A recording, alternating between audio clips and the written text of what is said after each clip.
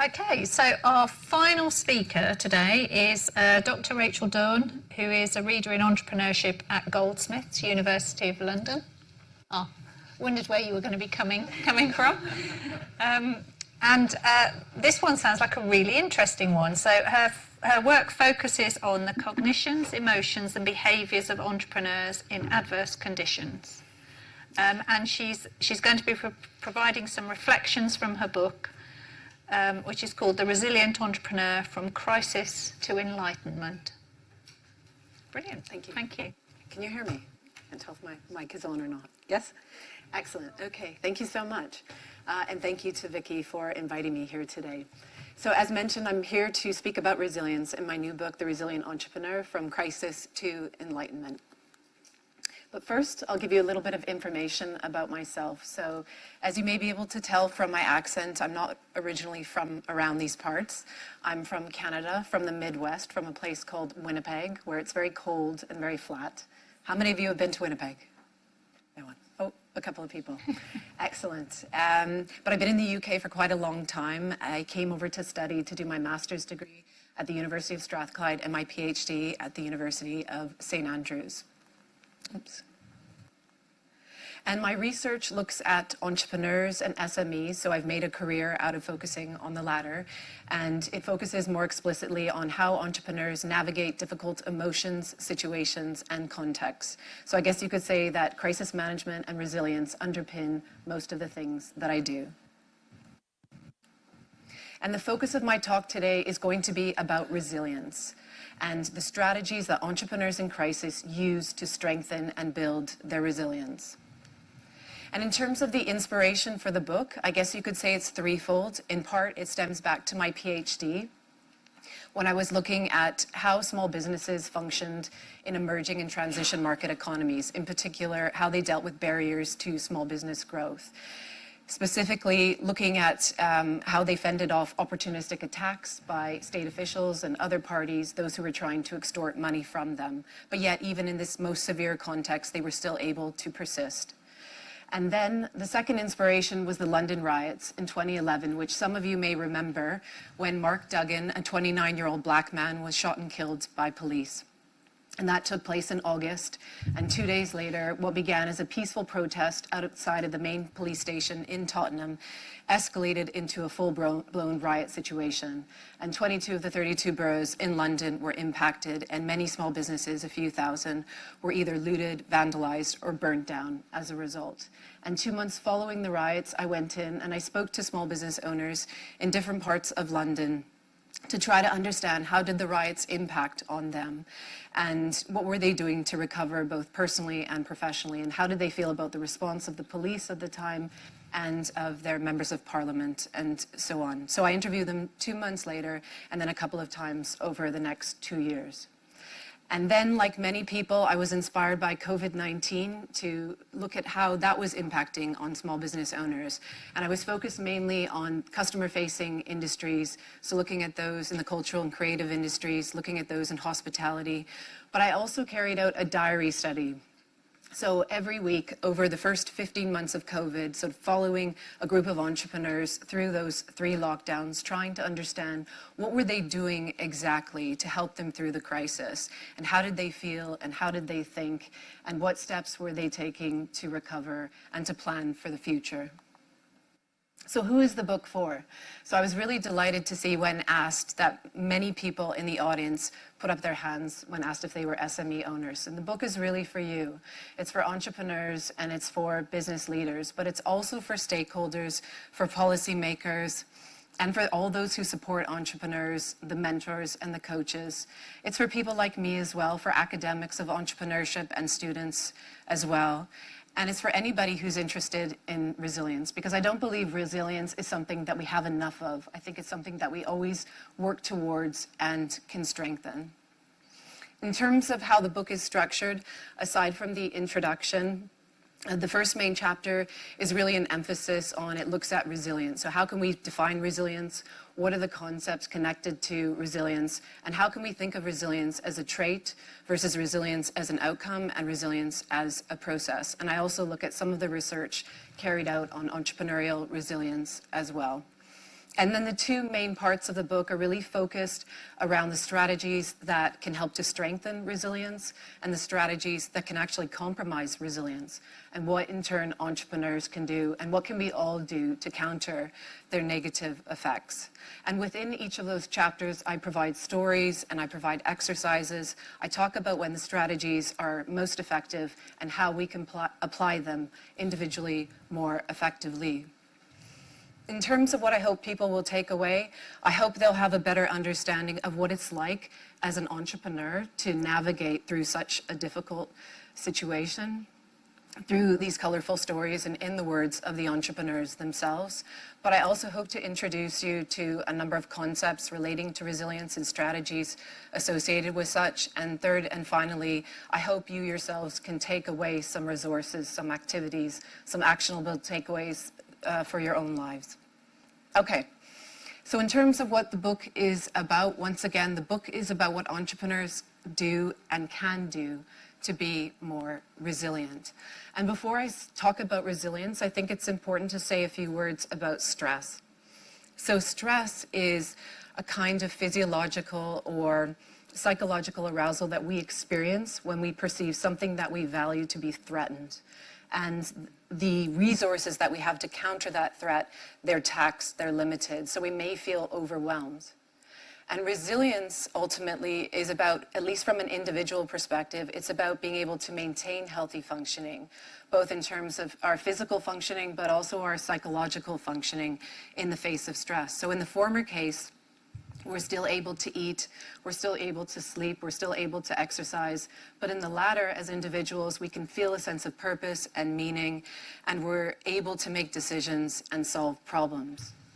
But resilience at the individual level is further about being able to regulate our emotions. So emotion regulation is all about influencing the emotions we have and when we have them in order to shape how we feel. So it's about eliciting positive emotions, and it's also about diminishing or reducing or countering those negative emotions and processing them as well. Resilience can also be thought of as positive adaptation or flexible adaptation in addition. So let me give you an example. If you have gone through a bereavement, then you might adapt to that situation positively by still being able to go to work and raise your family. But from a flexible perspective, you're also able to grieve, you're able to talk to others, you're able to work through that sadness and those negative emotions. We can also think about resilience as being able to move quickly and relatively easily through periods of stress, or in some cases to resist the ill effects of stress altogether. So quite often we think of words like bouncing back from stress when we think of resilience, or even bouncing forward. But this notion of post-traumatic stress is a part of resilience, but it's not a necessary condition of such. And when I think about people who study in my field, who look at resilience in the area of entrepreneurship, most of the studies have been done on organizational resilience. And some of this research I've done myself. So looking at how small businesses, for example, how they can anticipate a crisis, how they can prepare for such, and how they can respond to it. But I'm more interested in individual resilience, because a healthy entrepreneur, a healthy small business owner means a healthy business. And so I focused my research around that. And when we look at individual resilience in entrepreneurship thus far, the emphasis is really on resilience as a personality trait. And when we look at resilience as a personality trait, we are considering it as something that either you're born with or you're not, something that's stable and relatively enduring. So you possess it or you don't. I don't personally like that view. I don't subscribe to it, but it's not to suggest that as a personality trait, when we consider resilience in that way, it's not important. It is. Similarly, if we look at resilience as an outcome, we see it as something you do or don't achieve. But I personally subscribe to the view that resilience is a process. And this is where I position my book, that resilience is something that we can work towards, something we can strengthen, like a capability or a muscle. So in my book, I keep repeating this notion, or I emphasize this notion of resilience work. And resilience work for me is about looking at these collective strategies that help to strengthen resilience. And those strategies are made up of a number of different kinds of adjustments. So adjusting our attention, adjusting our thinking, adjusting our resources, and or adjusting our situation in order to minimize stress or to reduce the likelihood of its occurrence. So again, I see resilience as a practice, as something we continually work on, as something that's intentional, something that's deliberate. And there are many different strategies that I focus on in the book to help individuals strengthen their resilience. And today I thought it would be fun or interesting to focus on 3 and to get a little bit of audience participation going as well. So the 3 I'd like to talk to you about include distraction, positive self-talk, situation selection, and modification. And I've chosen these 3 because they're all a little bit different. So distraction is about shifting our attention, so making adjustments to our focus. Positive self-talk is about making adjustments to our thinking, whereas situation selection and modification is about adjusting our external physical environment. So the former 2 are more about adjusting our internal environment. And all of this, again, is based on research that I've carried out over numerous years in relation to entrepreneurs and small businesses, but I also draw on research from others as well in different parts of the world. Okay, so our first strategy, and if we were only all as happy as these individuals in this slide. So our first strategy is distraction. And distraction is about shifting our attention, shifting our focus away from a stressor, away from a negative situation and the negative emotions that it evokes. So distraction might look like socializing, exercising, cooking, gardening, playing an instrument, learning a new skill, and the like. And distraction tends to be most useful, most effective when it's temporary, so when it's short term. So if we were to engage in distractions all of the time and not get our work done, then it would be problematic. So when it's temporary, also when it's cognitively absorbing, so it's something that we can lose ourselves in. When there's an undertone of acceptance, so we accept that the stressor, that the negative situation and the emotions that surround it are still, that it's still there, but we just need a kind of temporary reprieve before we go back and address it, process it. And also distraction tends to be most effective when our emotions are particularly intense, like at the onset of a crisis. So we often think of distraction as something that's bad. Distraction has a bad rap, but I'm here to tell you that distraction, if applied in these different ways, can actually be really effective and can help you strengthen and build resilience. So all of the examples that I'm using today are focused around the COVID-19 crisis because I thought, well, we can't get enough of COVID now, can we? But it's something that at least we can all identify with. So this is Liam, and Liam is the owner, a small business owner of an independent research research-oriented business located in Southeast London. And this was part of a diary study that I conducted, as I mentioned, and we were conversing once a week over those first 15 months, and he told me by the 3rd lockdown that he had had enough. I think like a lot of us, we were over COVID by that point in time.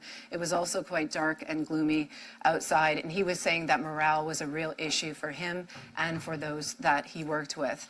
And he was trying to think of new things that he could do to boost morale, but also he talked about what he was doing for himself to regulate his emotions. And he was spending more time with his family, but more especially he was exercising outside as much as possible, running, cycling, and walking. So in the book, as I mentioned, I provide a number of resources to accompany each of the strategies. They include prompts and logs and different kinds of activities and actionable takeaways, so people too, those readers can work on and develop their resilience. So here are just a couple of examples in the section on distraction, and I thought it would be, if it's okay with you, I thought I'd get you all just to reflect for a moment or two, to think about your own distractions. So maybe something that you've done in a period of high stress in the past, or something that you tend to do that sort of takes you away just for a moment so you can catch your breath. So I'd ask you to think about what is that example, or are those examples? What is the nature of the distraction in the sense that do you find it absorbing? Do you find that you lose yourself? How long do you apply it for? What is the rationale exactly, and what are the consequences of such? So I'll just give you a moment to reflect, and then if anyone's brave, I might come over to you, like not physically, but just come to you and take some of your responses. Okay, so I'll just give you a moment.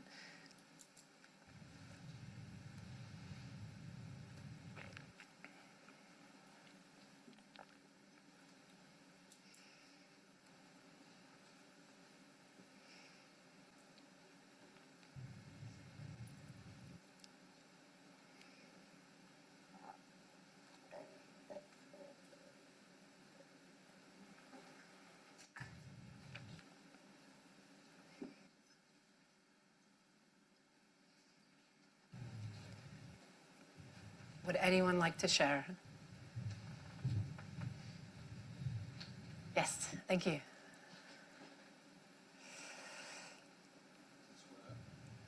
Press the button. Does it work? Yes, it does.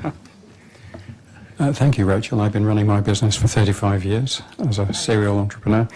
And 12 years ago, I was given a medical diagnosis of having something called atrial fibrillation of the heart. My heart rate reduced to 30 beats per minute. My blood started to coagulate, and I was seriously at risk of dying. So I ended up in ICU for 2 weeks with a 24/7 nurse by my side for the first week. What was interesting for me is because I also have a very dark sense of humour, I was emailing my family describing my conditions, saying, don't worry, I'll be all right. But I actually received an email from a third-party organisation offering me cut-price burial services. I then recognised, of course, my emails were open to other scrutiny. And as a result of that experience, I decided I'd go full Monty and put my story on my website with a picture of myself, which I took as a selfie, and my heart monitor showing a 0 pulse because my heart was stopping for 10 seconds every 60 seconds. That picture and the story remains on my website, and it gives confidence to third parties to talk about their own vulnerabilities, which was the point of the exercise. Thank you. Thank you very much. Anyone else? And maybe I'll just add as well that humor is a big part of it, that things that are humorous actually we do find cognitively absorbing and do serve as useful forms of distraction. So thank you so much. And in the book I speak about not just those external crises, those professional ones, but I give examples of those personal crises as well. So thank you for sharing. Anyone else? Yes. I'll share this bit of openness. A couple of years ago I was doing a very, very stressful job with a line manager who wasn't listening. I'll leave it that way for now. At the same time, because of COVID, I'd taken on a meditation app and introduced the idea of having fun when you could. So after another meeting where I maybe wasn't being listened to a colleague, the list of colleagues expanded. Alex referred to swearing partners, which is a fairly recent term to me, which I love. I didn't have swearing partners around, so I would just put the phone down or whatever and just go. And it was just a wonderful, very childish release of negative energy, so I then didn't take it out on the next person.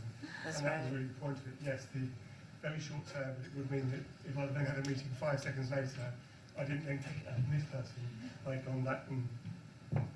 Fabulous. Thank you. Probably not very academic, but... And you've all given us some ideas as well. No, that's perfect. That's great. Thank you so much. And I'd like to say a few words about self-talk as well, because self-talk, I believe, also gets a bad rap. When we think of self-talk, we imagine people standing in the mirror doing these continual affirmations, and that's not really what self-talk is about. Self-talk is about what we say to ourselves and others about ourselves. It's the conversation that we have with ourselves. And self-talk is really useful because it helps us to interpret our feelings, it helps us to manage our reactions. It's also associated with self-efficacy. So it's aligned with the belief that we can do things, that we can perform certain tasks, that we can achieve our goals, and that we can manage difficult situations and adapt. Now, when self-talk is negative, it can be destructive and discouraging unless it's corrective. But when it's positive, it can be constructive and encouraging. It can be opportunity focused. It can frame difficulties as challenges rather than as threats. And it also helps us to be more realistic in our orientation. Whereas negative self-talk sometimes is being reactive and catastrophizing. So for an entrepreneur, for a business owner, in the midst of a crisis, it might look like, well, maybe I managed that situation well. I did all that I could. I was a good listener. I was a good founder, etc. So I was able to handle that situation. And it tends to be useful, it tends to be effective, like distraction, during periods of high stress, but also for those in high stress professions. So not just entrepreneurs, but also those in emergency services. There's some research relating to self-talk in those professions. And it also tends to be useful when in situations you need to really focus on the present, as opposed to thinking about the past and the future and to make decisions relating to such. So again, I wanted to bring in a couple of examples from COVID-19 as well. So these are a couple of cultural and creative entrepreneurs, we might refer to them as. So this is Kate, and Kate is the owner of a dance studio in North London. So you can imagine for her business, they had to go online at one point. But she talks about how proud she was of what they were able to do and how she kept thinking of new ways of approaching the situation. And similarly, we have Olivia, who's a self-employed composer and musician, who felt that, she managed to keep up her mental game during COVID, and she thinks she did as well as she could, and she was able to use her time well. So these are examples of positive self-talk. And again, in our own lives, there are things that we can do. So we can think about, are there things that we're struggling with? It could be something big, like a personal loss or crisis. It could be something more external, or it could be a situation at home or at work, in the latter case, like increasing workload, conflict between team members, or even difficulties meeting performance targets, where we tell ourselves, I'm not managing, I can't handle it, I can't do it. Can we flip it? Can we think about, well, what am I doing well in these circumstances, and giving ourselves examples? And the third and final strategy is really two strategies rolled into one: situation selection and modification. So again, the former two are about making internal adjustments. So adjusting our attention in the case of distraction, and adjusting our thinking in the case of positive self-talk. Whereas situation selection and modification are about adjusting our external physical environment. So it's thinking about the future, the kinds of things that we have coming up, our tasks, the people we may need to meet, the events we have to go to, and it's thinking about how can we elicit positive emotions in those cases, and or avoid or diminish negative emotions. Now, sometimes we can't avoid things outright. We still have to do them. But in those situations, maybe we can modify the situation. So in the former case, if we can make adjustments in terms of those events that we have coming up, we may, for instance, if we're a startup founder, for example, and we need new clients, we might go to a networking event. Or if we're feeling stressed, we might plan something fun, a social engagement with friends, so something to look forward to in the future. Or we might have that difficult conversation with a friend coming up, and there's nothing that we can do. We still need to go into it, but perhaps beforehand we can listen to some nice music, or go for a run, or even have a debriefing session with someone else thereafter. So those are examples of situation selection and modification. And these strategies tend to be useful when we can manipulate, when we can adjust our external physical environment. But also they're useful for those who may experience intense emotions and may have difficulties managing those emotions otherwise. So it's all about knowing yourself, and again, being more intentional and deliberate in your strategies. So before I mention Brian's quote, maybe I'll just add a little preamble. So he was talking to me about how in the initial phases of COVID, how it was very difficult to have a number of encounters with staff who were very anxious about their health situation, but also their finances. And that negative emotional contagion was really kind of dragging him down. But then when they had to return to, and he felt that in a way, not being able to go into work for a while was actually a good thing. But then when he did go back into work, as the CEO, as the founder, he was still having a number of these conversations. But by planning his day, thinking about when he had a difficult conversation and could he sandwich it between something more positive and uplifting, he found that was much better, like speaking to someone after that difficult conversation who had a positive energy about them. And that's how he managed. And again, as always with these strategies, I have actionable takeaways, and here are some relating to situation selection and modification.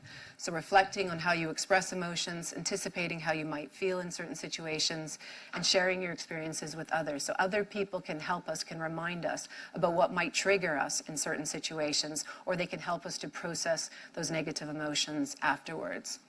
So I won't go into all of these in detail, of course, in the interest of time, but I've mentioned already distraction, positive self-talk, and situation selection and modification as those strategies that strengthen resilience. Also in the book, I speak about expectation management and positive reappraisal, offsetting resource losses, and leaning into social support. And some, like positive reappraisal, are actually useful not just immediately after a crisis, but in the weeks, the months, or even years following. And that's all about stepping back from the crisis, having a moment to think about, was there any kind of value or any kind of benefit that may have come from such?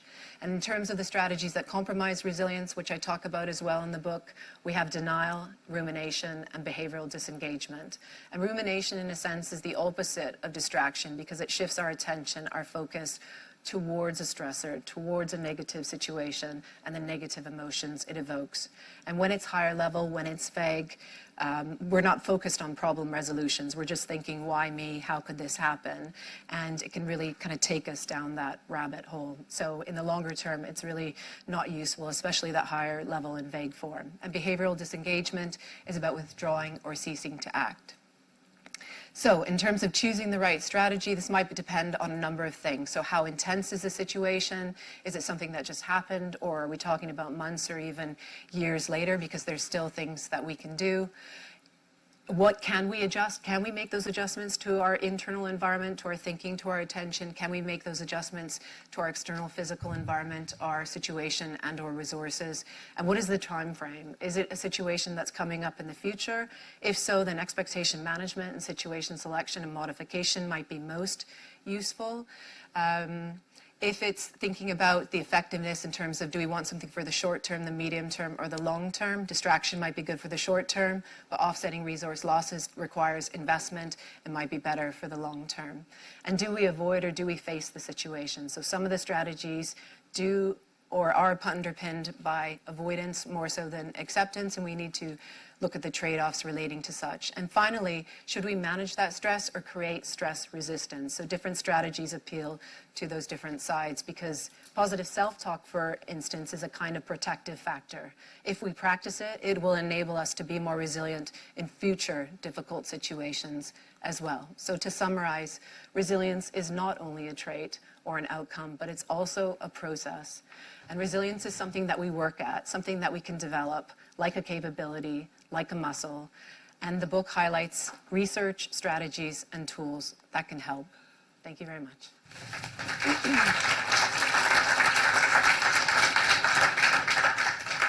Thank you. That was fantastic. Thank you so much. Have we got any questions? Hi. Thank you again, Rachel. One of the things I do when I'm coaching entrepreneurs is I ask them to undertake some self-diagnosis through psychometrics and analysis and personal profiling, because certain psychometric types or profile types are more able to adapt. I wondered what your thoughts were in terms of using that as a tool to assist people's understanding of how resilient they are.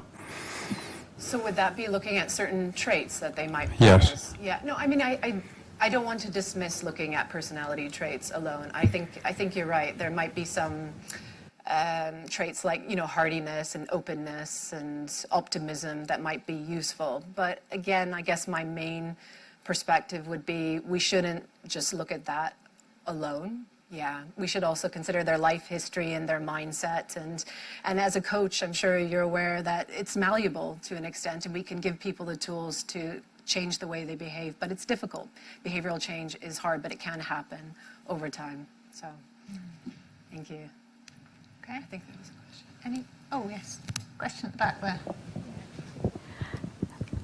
Thank you very much for that. I wondered whether you're seeing resilience as a process, and I wondered whether you considered the process before the entrepreneur actually encounters a stressor, so a kind of proactive kind of coping.